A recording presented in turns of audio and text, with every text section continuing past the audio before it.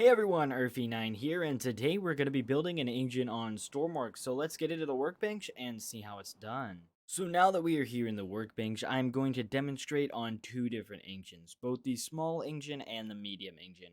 I'm not going to show you on the large engine because it's really big and it's the same exact concept, just different. If you can figure the small and the medium out, you can figure out the large. And these two are the ones you use more often.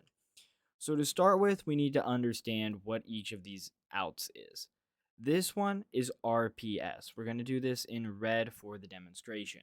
RPS is the power output. That is going to be your drive shaft. Your air, we're going to do as blue. That's where the air comes into your engine. It requires air for combustion. Then we have our exhaust, which we're going to do in black.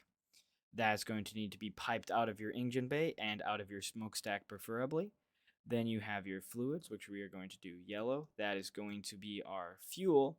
And now the last thing is coolant in and coolant out, which is where this radiator comes into play because you need to, if I can orient it correctly, you need to cool off your engine or it will overheat and catch on fire.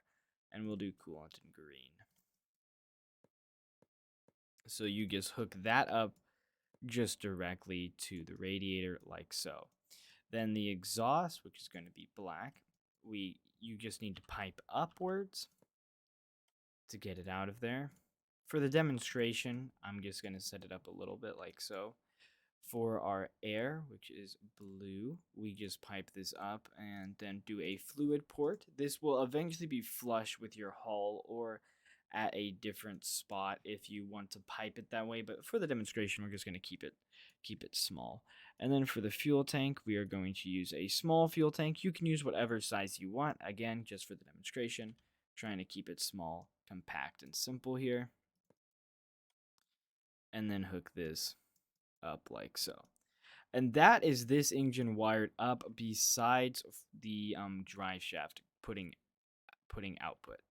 And we'll do that part next. We are going to go on to hooking up the medium-sized engine, which is over here. The medium-sized engine is just a bit different. It's laid out different, but besides that, it's easy to understand. We just need to set up our radiator early, which is what we should have done on the last one, because the radiator is a little bit of a pain sometimes to squeeze into engine bays, and I didn't line it up correctly. Let me just fix that real quick. Oh man. Sometimes I get really confused when it comes to rotating stuff. So there we are. We just hook it up. It's the same here. And it's the same here. And then for this one, your fuel comes in the top and you have two exhausts, which is where this T is going to come into play. So we're going to go out one and then in one. You can mirror if you have yours set up correctly, but this platform isn't mirrored for me. Oh, I put this on the wrong. We need to use a T piece here, so that goes up. And then for fuel, we'll pull this out to the side. You can T it, do whatever you want with it. You just have to connect to a fuel tank.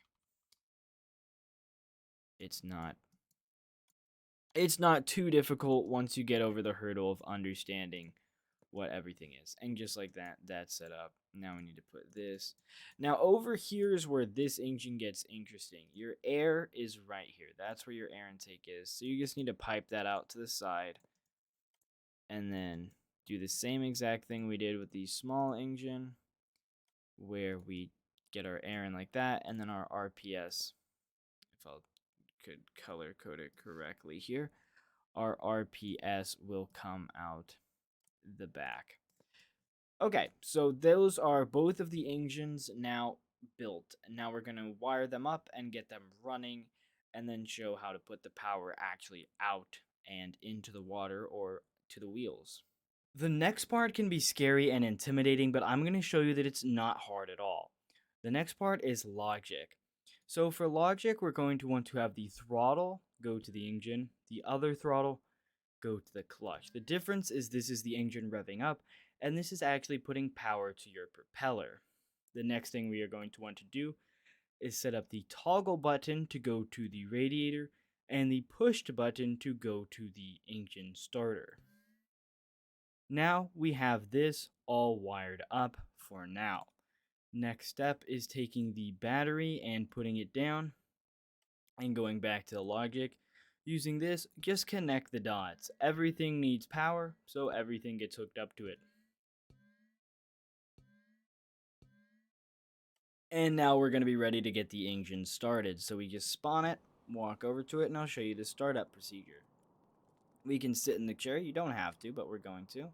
And you turn your throttle all the way up for your engine. Then you turn your auxiliary power on so the radiator has power. Then you push your button to start the engine. Now our engine's running, but our propeller's not spinning. That's because we need to turn the clutch on. And that's going to connect the gears and make it start going. So there you go, you got your first engine running. Now let's repeat this same principle over here, and I'll show you what the medium engine should look like. So as you can see here, I did the same thing on the other side, the thing I showed you before, clutch, gearbox, and then your propeller, and then I wired it up to the same seat to make the demonstration easy. Now, I wanted to really quickly, before I show this working, talk about why we do one gearbox this way and one gearbox the other way. That is because the first gearbox will be all about torque, while the second gearbox will be about propeller speed. And balancing that is how you get a ship that is both fast and stable in the water. I'm not going to get into that in this tutorial, but if you just mess around with it in your own ship, eventually you'll get something that works. So let's spawn this and show it working. All we got to do is run over here, turn up this one because that's the one that's set to the throttle of the engines, and push our button. Now as you see, that one's puffing out smoke. This one, not so much, but it should be running. Yeah, it is. Once we get the propeller spinning and their engines rev up, we can see they're both smoking and they're both working. So, hope this tutorial helps you get your own engines running, the small and medium. The large one is largely the same, so you should have no issue getting it working after watching this tutorial. Thank you for watching all the way to the end. If you like this video, please like, comment, and subscribe, as it means the world to me.